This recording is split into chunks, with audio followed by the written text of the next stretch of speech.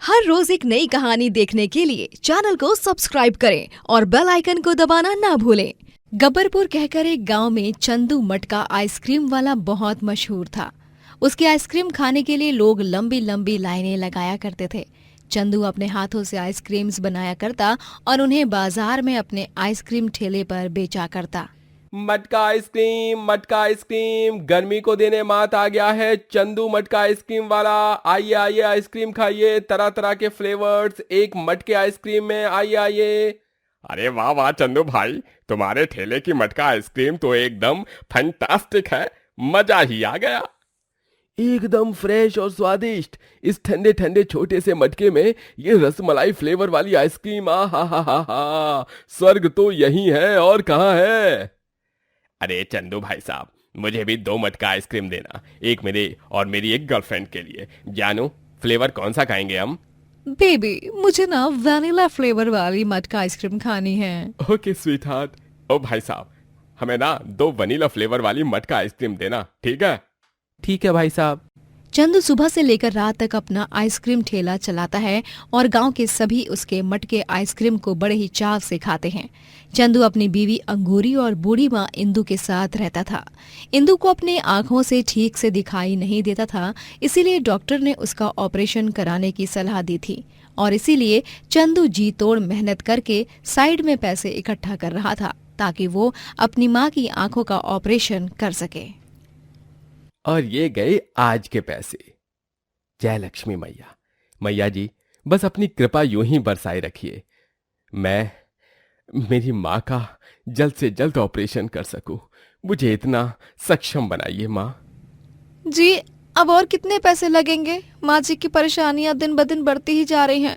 पिछले हफ्ते भी वो आंगन में गिरते गिरते बची। इससे पहले कि वो पूरी तरह अंधी हो जाए, आप जल्दी से पैसे इकट्ठा कीजिए और उनका ऑपरेशन कराइए।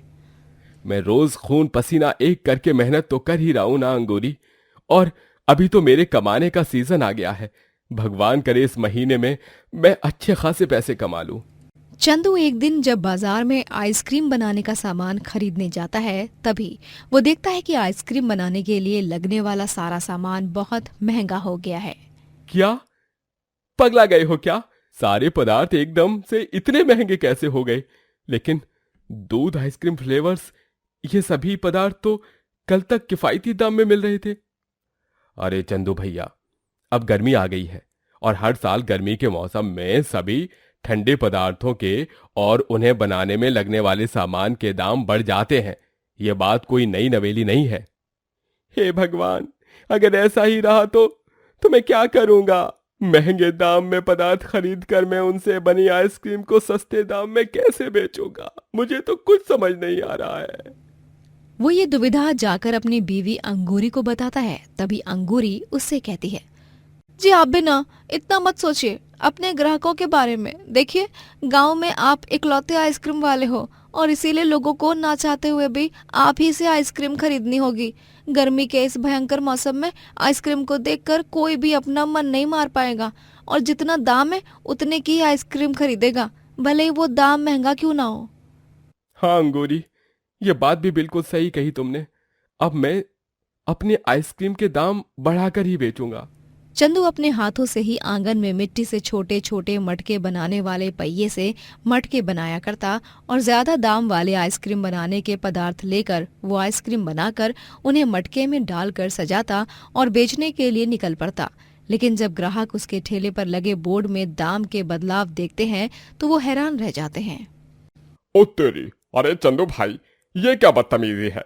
इतनी महंगी आइसक्रीम, इतने ज्यादा दाम वाली आइसक्रीम। अरे कल तक तो रेट एकदम सही था, लेकिन आज ये अचानक से क्या हो गया जो तुमने रातों रात अपनी मटका आइसक्रीम के भाव बढ़ा दिए? अब क्या बताऊं, आइसक्रीम बनाने में इस्तेमाल किए जाने वाले पदार्थ इतने महंगे हो गए हैं कि मुझे भी अपना थोड़ा सा मुनाफा पाने के लिए दाम बढ़ाने ही पड़े। नहीं नहीं, हम क्या बेवकूफ हैं इतनी महंगी मटका आइसक्रीम खाने के लिए? इससे अच्छा तो हम घर पर मटके का पानी पी लें, वही सही रहेगा। हाँ हाँ भाई, पागल कुत्ते ने नहीं काटा हम लोगों को जो हम इतनी महंगी आइसक्रीम खाएं। अरे अरे अरे भाई रुको तो। दाम बढ़ा हुआ देख सभी ग्राहक चंदू के आइसक्रीम ठेले से भाग जाते हैं और उसकी मटका आइसक्रीम कोई नहीं खरीदता। चंदू अब बहुत चिंतित और परेशान हो जाता है। उसकी तो अब बोनी भी बंद हो जाती है। क्या हुआ जी, आज भी बोनी नहीं हुई? नहीं अंगूरी, अगर अगले 2 दिनों तक यही हाल रहा तो मुझे ठेले को बंद ही करना होगा और कोई नया काम करना होगा। 2 दिन तक इंतजार करने के बाद भी चंदू के ठेले पर कुछ खास बदलाव नहीं होता। इसीलिए उसे ना चाहते हुए भी अपने मटका आइसक्रीम ठेले को बंद करना पड़ता है। चंदू अब एक फैक्ट्री में काम करने लगता है क्योंकि उसे अपनी बूढ़ी माँ की आंखों का ऑपरेशन कराना था। इसीलिए ही पैसे कमाना उसके लिए बहुत महत्वपूर्ण था। लेकिन कुछ दिनों बाद वो देखता है कि गांव में एक नया मटका आइसक्रीम वाला आया है जो आइसक्रीम को बहुत ही कम दाम में बेच रहा होता है। अरे ये क्या, ये मटका आइसक्रीम वाला इतने कम दाम में कैसे बेच रहा है आइसक्रीम? ये कैसे संभव हो सकता है जबकि आइसक्रीम बनाने के पदार्थ तो इतने महंगे हो गए हैं बाजार में। उस आदमी का नाम होता है भोला। भोला की मटका आइसक्रीम खाने के लिए लोगों की लंबी लंबी कतारें लगने लगती हैं। कम दाम की मटका आइसक्रीम खाने के लिए लोग दीवाने हो जाते हैं। अरे मटका आइसक्रीम, स्वादिष्ट और कूल कूल मटका आइसक्रीम, अब एकदम कम दाम में, वो भी 2 रुपए। जी हाँ, 2 रुपए में मटका आइसक्रीम खाकर पाइए बस भीषण गर्मी से राहत। अरे वाह वाह, ये तो चंदू मटका आइसक्रीम वाले से भी बहुत कम दाम वाली आइसक्रीम बेच रहा है। इसकी आइसक्रीम तो खरीदनी ही चाहिए। अरे हाँ हाँ, कोई बेवकूफी होगा जो 2 रुपए की ये मटका आइसक्रीम खाने से इनकार कर देगा। चलो चलो जल्दी से लाइन में लग जाते हैं। ये लाइन तो गांव के महोत्सव में मिलने वाले प्रसाद की लाइन से भी बड़ी होती जा रही है भैया। चंदू ये सब देखकर बहुत हैरान हो चुका था। उसे भोला पर शक होता है और वो तय करता है, हो न हो, इस भोला की मटका आइसक्रीम में जरूर कुछ काला है। मुझे पता लगाना ही होगा, ये 2 रुपए में आइसक्रीम कैसे बेच सकता है भला। मुझे इसका पीछा करना ही होगा। आखिर राज क्या है, उसका पता लगाना ही होगा। चंदू शाम तक भोला के आइसक्रीम ठेले के बाहर एक पेड़ के पीछे छुपकर इंतजार करता है और जब भोला अपना ठेला बंद करके जाने लगता है तभी वो भी उसका पीछा करता है। चंदू रात में भोला का घर का पता कर लेता है और ठीक अगली सुबह वो फिर से उसके घर की खिड़की के पास झांकने आ जाता है। तभी वो देखता है कि भोला दूषित पानी, हार्मफुल केमिकल वाले आइसक्रीम फ्लेवर्स, कीड़े लगी हुई गंदी चीनी और गंदे मैले हाथों से सड़े हुए फर्श पर मटका आइसक्रीम बना रहा है। ये देखकर चंदू की रूह कांप उठती है। मुझे पता था कि ऐसा ही कुछ होगा। चंदू के पास फोन या कैमरा नहीं था जिससे वो भोला की तस्वीर खींच सके, इसीलिए वो वहां से चला जाता है। धीरे धीरे गांव में सभी बीमार होने लगते हैं और एक सुबह चंदू भोला के आइसक्रीम ठेले पर फूड इंस्पेक्टर को लेकर आता है। यही है वो लालची मटका आइसक्रीम वाला इंस्पेक्टर साहब, तलाशी लीजिए इसकी आइसक्रीम की। आज इस भोला की भोली शक्ल के पीछे का राज पूरे गांव के सामने आएगा। अरे यार, तुम क्या बकवास कर रहे हो भाई? क्या भांग वांग पी कर रखी है क्या तुमने, हैं सुबह सवेरे? चुपचाप इंस्पेक्टर साहब को तेरे इस मिलावटी आइसक्रीम की तलाशी करने दे मूर्ख आदमी। फूड इंस्पेक्टर जब टेस्टिंग करते हैं तभी उन्हें मटका आइसक्रीम के सारे फ्लेवर्स में मिलावट दिखती है। इंस्पेक्टर भोला को गिरफ्तार करते हैं और सरपंच चंदू से खुश होकर उसे गांव में खुद का एक छोटा सा शॉप देते हैं जिसमें चंदू मटका आइसक्रीम बेचने लगता है और लोग फिर से उसकी मटका आइसक्रीम खाने आ जाते हैं। चंदू ढेरों पैसे कमाता है और अपनी बूढ़ी माँ के आंखों का ऑपरेशन भी कराता है। रोशनपुर कहकर एक गांव में कमलनाथ नामक एक आदमी उदय सिंह नामक एक अमीर आदमी के बंगले में खाना बनाने का काम किया करता था। उदय सिंह की देसी घी की फैक्ट्री थी। उदय सिंह स्वभाव से बहुत क्रूर था, लेकिन उसका बूढ़ा पिता दयाराम बहुत ही दयालु और एक नेक स्वभाव का व्यक्ति था। सूरज सर पर चढ़ चुका था। दयाराम बंगले के गार्डन एरिया में बैठा हुआ था। तभी वहां पर कमलनाथ दयाराम की चाय लेकर आता है। अरे ये लीजिए बड़े मालिक, ये आपकी अदरक इलायची वाली चाय और ये अखबार। अरे धन्यवाद कमलनाथ बेटा, तू बहुत अच्छा व्यक्ति है। तेरे हाथों में जो जादू है उसके बलबूते तू हम सबके दिल खुश करता है। इतना स्वादिष्ट स्वादिष्ट खाना पकाकर, वो भी देसी घी में। सच में बेटा, भगवान तेरा खूब भला करे, यही कामना करता हूं। धन्यवाद बड़े मालिक, बस आपका आशीर्वाद मुझ पर बनाए रखिए। अरे बेटा, ये भी कोई कहने वाली बात है भला? हाँ, मेरा आशीर्वाद तो तेरे साथ सदैव है, चाहे मैं जिंदा रहूं या मर जाऊं। अरे सुबह सवेरे ऐसे मत बोलिए बड़े मालिक, आपको तो लंबी उम्र मिलेगी। तभी वहां पर उदय सिंह अपनी बीवी मेनका के साथ आता है। ओ कमलनाथ, चल चल, आज तुझे बहुत सारा खाना बनाना है क्योंकि आज शाम को हमारे बंगले में दावत है। दावत? किस खुशी में मेनका बहू? मुझे तो नहीं बताया तुमने। अरे आपको इस 2 टके के नौकर से बात करने से फुर्सत मिलेगी तब ना। कभी कभी तो ऐसा लगता है कि ये आपका बेटा है, मैं नहीं। हाँ, आज जूही आ रही है लंदन से, वो भी पूरे 7 साल बाद। इसीलिए उसी खुशी में मैंने सभी रिश्तेदारों को भी बुलाया है। सोच रही हूँ उसकी शादी करा दूं इस बार, जब आएगी तब। जूही मेनका की छोटी बहन थी। मेनका और जूही के माता पिता की मौत के बाद जूही अपनी बहन मेनका के ससुराल में ही रहती थी। पढ़ लिख कर वो लंदन में सेटल हो चुकी थी। कमलनाथ दिन भर रसोई घर में खड़े होकर काम करता था। वो तरह तरह के स्वादिष्ट व्यंजन पकाता है और शाम को जब जूही घर आती है तभी सभी रिश्तेदार आते हैं और दावत होती है रात में। मालकिन, मैं जाऊं? मेरे बच्चे मेरी राह देख रहे होंगे, उन्हें भूख भी लगी होगी। अगर आपकी इजाजत हो तो क्या मैं वो बचा हुआ खाना ले जा सकता हूँ अपने बच्चों के लिए? दिमाग खराब हो गया है क्या तुम्हारा? चलो निकलो अब, तुम्हारी आज की ड्यूटी पूरी हो चुकी है।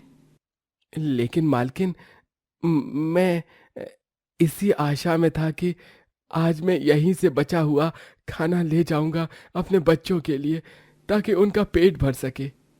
यहाँ मेरे घर पर मुफ्त का राशन नहीं आता और सारा खाना देसी घी का बनता है, और तुम चाहते हो कि मैं ये सारा खाना तुम जैसे गरीबों को दान कर दूं? मेनका कमलनाथ को खाना नहीं देती और बेचारा कमलनाथ सर झुकाकर उदास होकर बंगले से बाहर चला जाता है। दयाराम भी सो गया था, वरना वो ही इस बेचारे की मदद कर देता। लेकिन ये क्या, कमलनाथ जब जा रहा होता है तभी उसके सामने एक कार आ जाती है और रुक जाती है। उस कार से जूही उतरती है।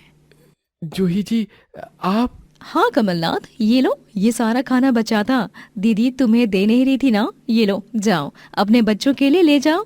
लेकिन जूही जी, मालकिन को अगर पता चला तो वो बहुत... तुम उस सब की चिंता मत करो, मैं दीदी से कह दूंगी कि बचा हुआ सारा खाना रात में मैंने खत्म कर दिया।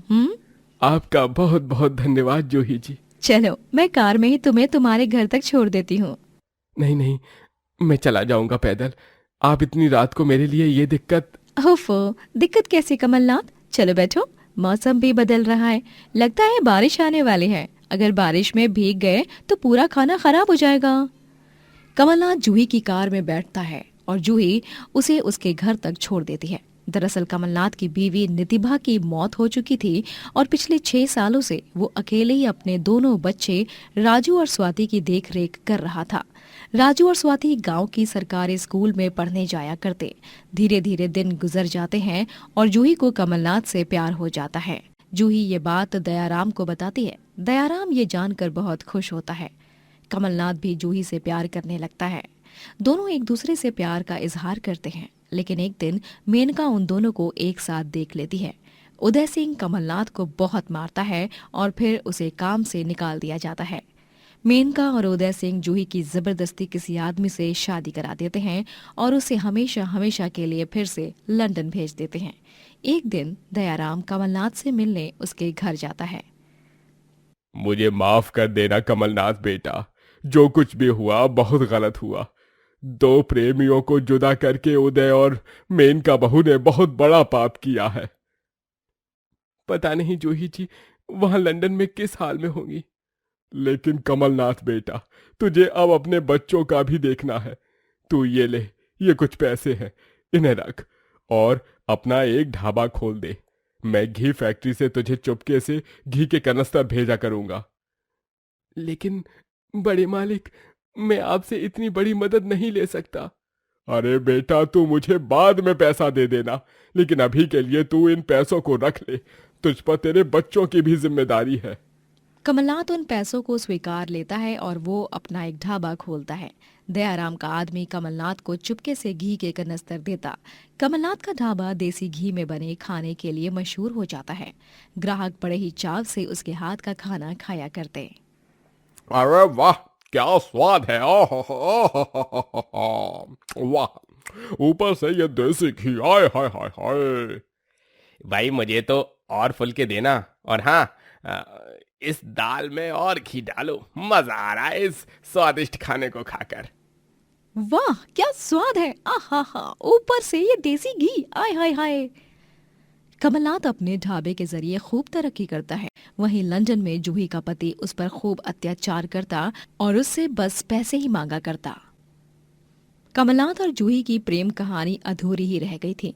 बहुत सारी मेहनत और मशक्कत करने के बाद कमलनाथ एक बड़ा आदमी बन जाता है। अब उसके ढाबे हर गांव में होते हैं। वो अब एक बंगले में रहने लगता है। वो दयाराम को सारे पैसे भी लौटा देता है।